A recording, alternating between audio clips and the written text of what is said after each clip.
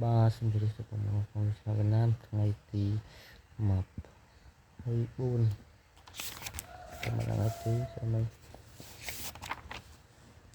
ទស្សន3សាមញ្ញគេត្រូវបានក្នុងក្រៅ5ហើយលេខលោកត្រូវបាន36លេខចំតែម្ដង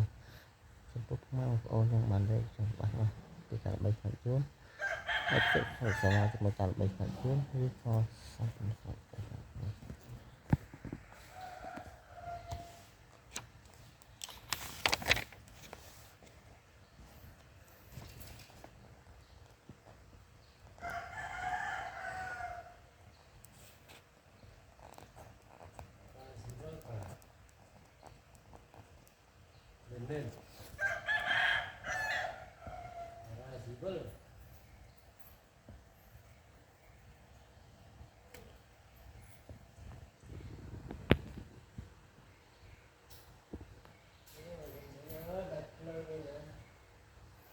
ថ្ងៃនេះផងដែរគឺបងអូនឲ្យអស់